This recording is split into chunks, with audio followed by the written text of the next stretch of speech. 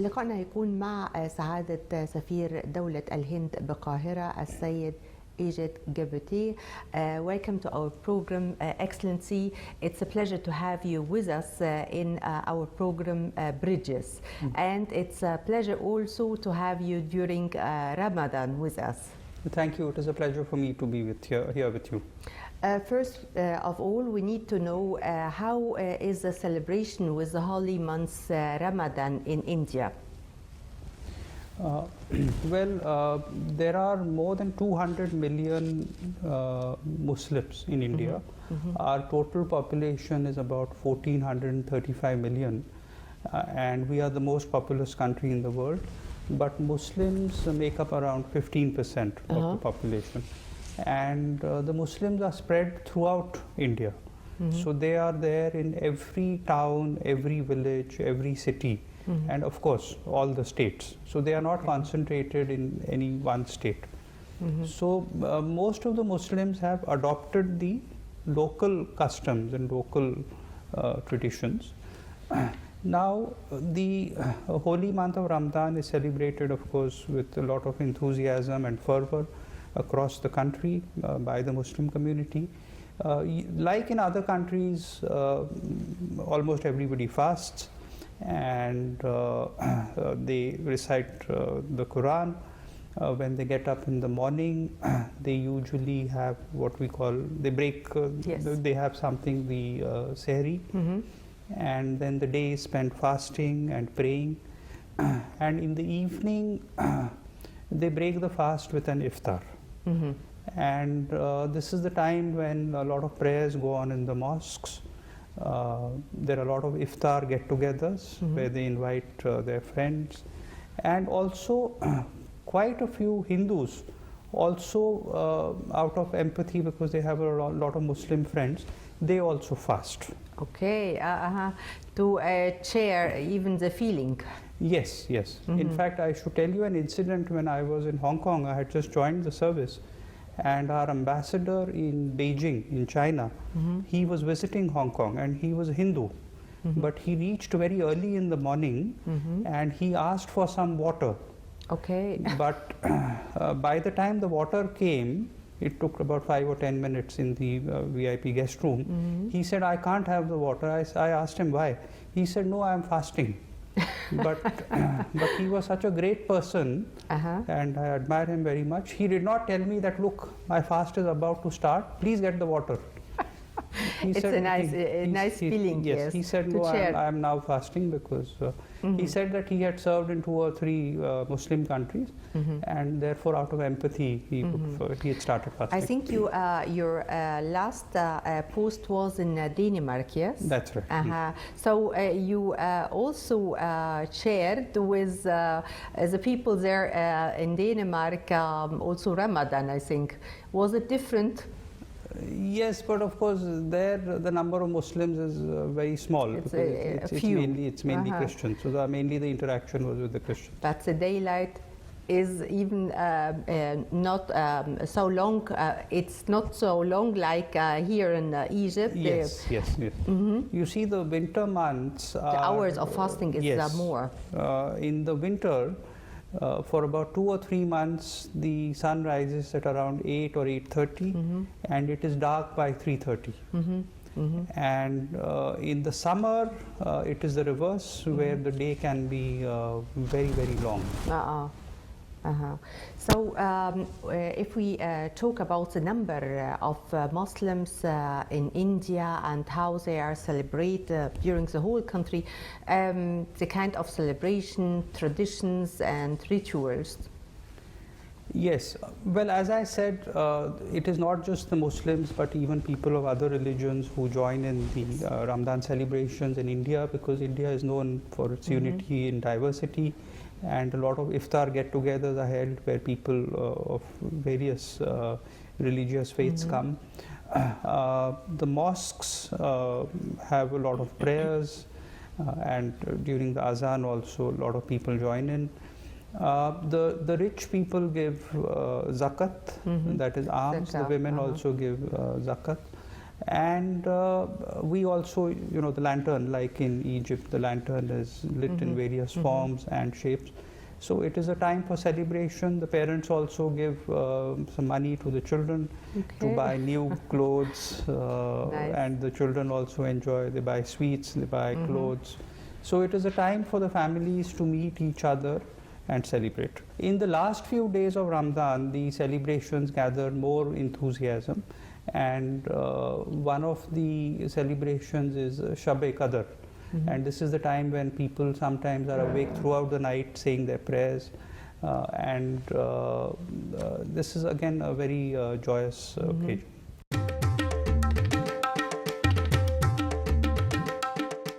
أن تفطر ومعك صحبتك من النخبة من الهندونيسيين والسيخيين والمسيحيين، وأن تشارك معهم فرحتك المفرطة وسعادة قلبك الغامرة، وأن تشترك في موائد الإفطار التي تقام في ساحة الهياكل والكنائس والصوامع، وأن يهنئك أخوك الهندونيسي برمضان كريم. فهذه عبارات عن تجارب رمضان في أكبر دولة ديمقراطية. الشعب في الهند يعيش مع العادات الجميلة التي رسمها أجداده إلى بلادهم في محبة وإخاء. فإن رمضان في بلد خارج الجزيرة العربية يلقن للعالم العربي والإسلامي دروساً لامعة، دروساً من التماسك والتضامن، دروساً من التسامح والتراحم التي كادت تتلاشى بين أجواء الأمة، دروساً من الوحدة التي تتحقق خلال الطقوس الرمضانية. هكذا تستقبل القارة الهندية شهر رمضان المبارك.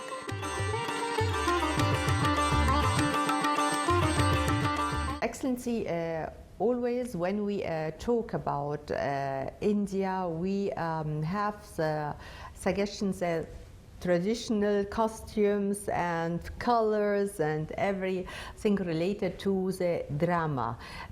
So you have special costumes and even the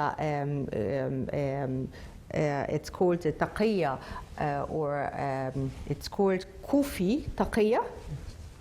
Yes, well, a lot of Muslims wear it when they are saying their prayers, and they believe that it adds to their devotion, it helps them to meditate.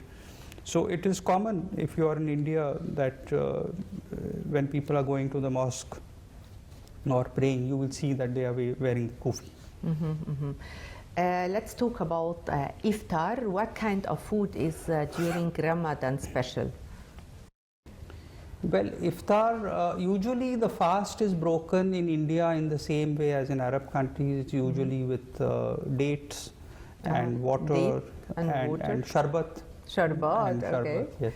And then we of course have many of our snacks like samosas, biryani, pakodas, and we have a special dish which is made which is called halim, and this is basically meat. It is mixed with rice and lentils, and it is cooked for a long time. It is cooked on a slow fire for 7-8 hours with spices, and it is often, it becomes like pasta, and it is very tasty. And halim is very, very popular also during Ramadan. During Ramadan you have special dessert? Yes, some of the very special dessert is firni, which is like it's made usually from semolina, and often it is made in clay pots. So it is very interesting way of presentation that a small clay pot is given to you, and the firni has been made inside that. Of course, there are many other kind of sweets like jalebis, kheer, etc. But firni, bread pakoda, the shahi tukda is another very popular dessert. And what about suhoor? Well, there is a tradition that before dawn, sehri walas, that is people go to wake up the people, tell them that it is time for suhoor, and the people then get up and they have things like fruit chaat, and sweets and dates for sahur, and then they have to fast. Do you have special drinks? We have things like sharbat and a lot of fruit juices. India has a lot of fruit, so I know. you have different types of fruit juices. Excellency, during Ramadan, the women in India, they have traditions, special traditions, and even costumes or something? Yes, the women celebrate Ramadan. They also fast. Some of these traditional things that they do is they put the henna on their hand. It's henna on the hand. And they also give zakat to the poor, and they give gifts and money to the children, so the children are also very happy.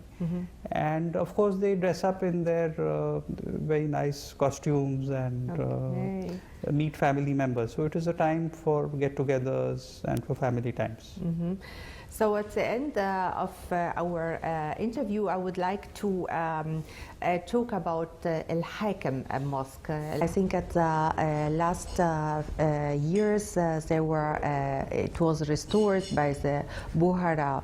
I think it's now one of the beautiful mosques in Cairo now. The Fatimid dynasty was ruling Egypt in the 15th century, and they built a number of mosques, including in Cairo. Some of the most famous mosques was the Al-Hakim Mosque. I think after they were defeated, some of the members of the Bohra community, they left and went to other countries, and some of them came to India, Pakistan, Iran, etc. Some are in other parts of Africa. But in India, the Bohra community is known for its business acumen. Most of them are settled in Maharashtra and Gujarat, and they have developed a lot of business, and they're very good businessmen. Now, some of them migrated to Egypt in the 1960s. And when they saw the Al-Hakim Mosque, there was a desire on the part of their leader to restore it. And they started the restoration process in the 1970s. And it was completed, I think, within about 10 or 15 years. And since then, under the guidance of your Supreme Council of Antiquities, they continue to maintain the Al-Hakim Mosque. And in fact, when our Prime Minister Narendra Modi visited Egypt in June 2023 on a historic visit, this was a visit taking place after a gap of 27 years. So our Prime Minister visited the Al-Hakim Mosque.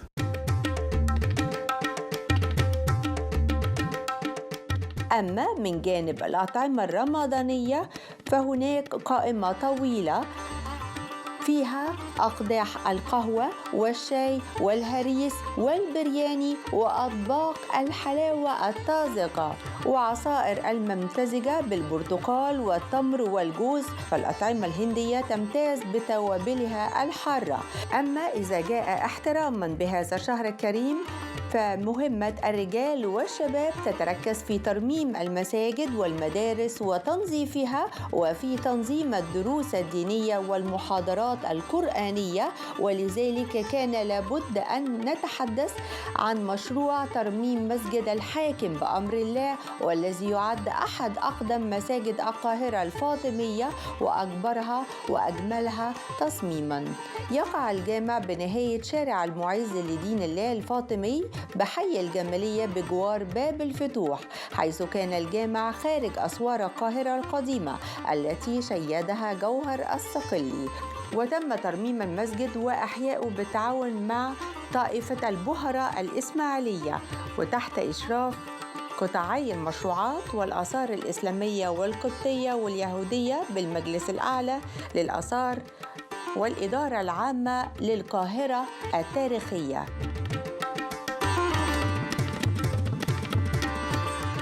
We don't have another beautiful mosque like Al-Hakim Mosque in Egypt now. And your advice for Indian people if they want to visit Egypt during Ramadan or Cairo, and what can they buy during their visit to Egypt? You see, the Indians are traveling a lot. We have about 25 million Indians going abroad for tourism every year. Now, most of the Indians have been to some of the destinations in Southeast Asia, like Singapore, Thailand, Malaysia. Many of them have also been to Europe, London, Paris, etc. So the Indians are looking for new destinations, and Egypt is a country which is known to all Indians because they have studied about Egypt in their school books. Egypt is known as Misr. So everybody in India, even in the villages, knows about Egypt and the pyramids and the Sphinx. So the Indians would like to visit Egypt, and those who have come are very happy with their experience. It's a very different kind of experience. I think the main thing that would interest Indians when they come to Egypt is the ancient civilization, the museums, the pyramids, the Sphinx. Not everybody knows about Luxor and Aswan, but this is what would really interest them, the cruise on the River Nile. Some of them may also like to go to the beach resorts, but their main interest, I think, would be the ancient civilization. Ancient civilization, not the Islamic architecture? It can be both. It can be both. As I just said, there are more than 200 million Muslims. Yes, okay. So they know already too much about Islamic architecture and mosques and so on. Yes, so when the Indians come, they would like to see everything. Something which is there. Special.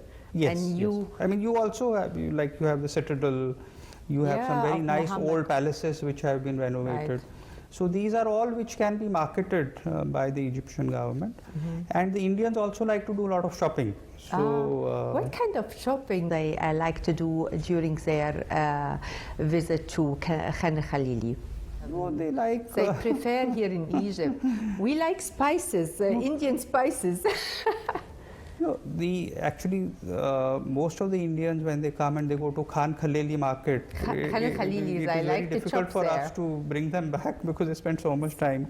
Okay. And the advantage is that Egypt, the prices are not so much. You get a lot of good quality products at a reasonable value. So the Indians, there are many things that they would like, ranging from the papyrus, paintings on the papyrus, they like the papyrus. To your sandstone artifacts, to your jewelry, your silver jewelry. And you have many other pieces, lapis lazuli, many other stones. We have many stones. Yes, yes. And also little things for children, etc. So the Indians do like to shop, and they are among the biggest spenders. And we like to buy Indian textile. They are so beautiful and very colorful. The clothes, the jewelry. Excellency, it was a pleasure to have you today with us in Bridges, and happy Ramadan. It was a pleasure to have you with us in Bridges, and it's a nice bridge with India. Thank you so much. No, thank you for inviting me. Thank you.